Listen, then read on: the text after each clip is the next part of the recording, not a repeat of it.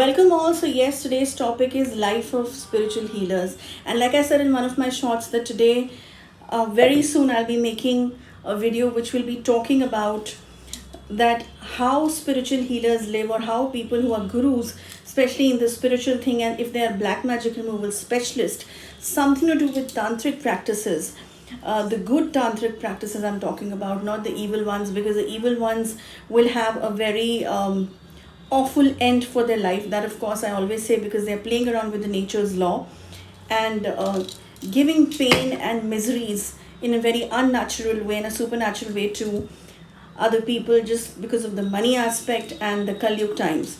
Today we are talking about spiritual who are genuinely helping other people to get out of negative energies and to get out of any sort of supernatural or paranormal activities.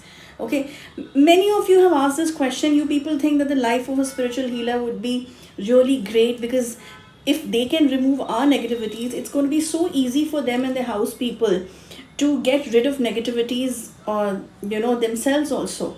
So they are so lucky, but that's so not true.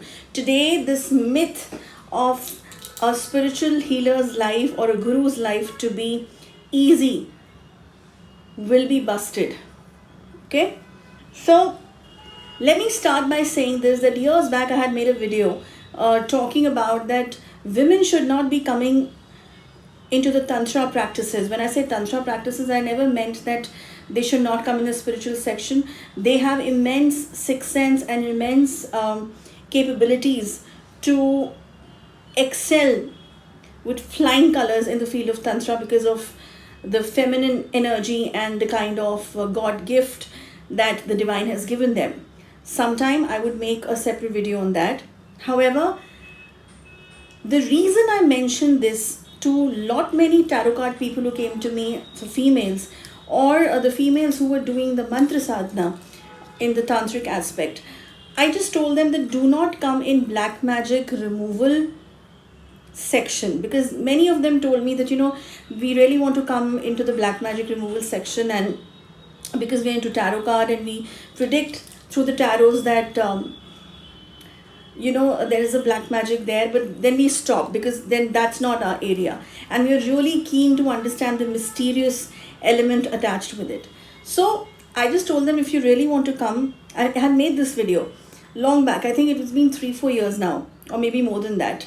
I really don't remember much. So I told them, I said, listen, if you really want to come into the tantra practices, if you're a mother, if you are a married woman who really wants to take care of her family, please be prepared of one thing. You should be very clear in your mind that your family and you will go through different unknown disturbances, stress, anxiety levels, if you are to do with anything to do with black magic removals or negative energy removals or paranormal investigations. Because this is not about light modes of self-positivity or knowing your inner self. No, that is something that you do for your individual self. Okay, to know yourself, your consciousness and all of that, your inner self. Here we are talking about, this is something beyond. This is something that you are trying to, how should I say, suck out the negative energy, or fight or be a barrier between the negative energy, which is causing some sort of unknown disturbance in that particular victim's life who has come to you for the rescue. Now, whenever you come in the barrier, be sure that anything that is evil, anything that is demonic, will not spare you or your family that easily. It will make sure that you go through that trauma, you go through those fear, anxieties, supernatural elements, death of your own close ones, for that matter sometimes, that you fear from this and you get out from this work, or you get out from that particular case. And this is a very normal phenomenon that I am just telling you, because this is something that many of you say that, I have written, many of you say this, that, it's so great that you're able to take out the negative energies and you must be completely protected. Yes, we are protected healers, and that also depending on what sadhanas and what siddhis you have, and what particular evil case you have picked up or complicated case you have picked up. Because see, Tantra is a field where, people from different backgrounds, when I say different backgrounds, I mean different levels of sadhanas are sitting there. Now, if they are misusing that against you with different processes which are available, which were available in the ancient times, but now they're open because now they want to misuse it for some of their own stuff. So in that case, you are actually fighting and saving or being a savior from all those things towards your victim. Okay, so of course you will have to take the bullet, and the healers and the gurus and the black magic removal specialists have to take that bullet. Sometimes their family members or people who are really close to them also have to take that bullet. So that's why, be very, very clear on this, that the life of a spiritual healer or black magic removal specialist is not easy. It's terrible. Their personal life is equal to zero, because it's all the time the cases are working in the mind. And it is not this that they don't feel emotionally disturbed, or they don't feel emotionally dull or depressed or sad, anything of this sort.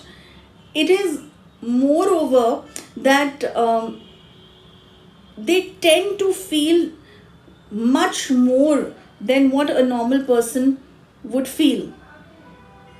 You understanding? These emotions of sadness, depression, loneliness, they will feel. Why? Because they are surrounded with the negative energies which they are tackling.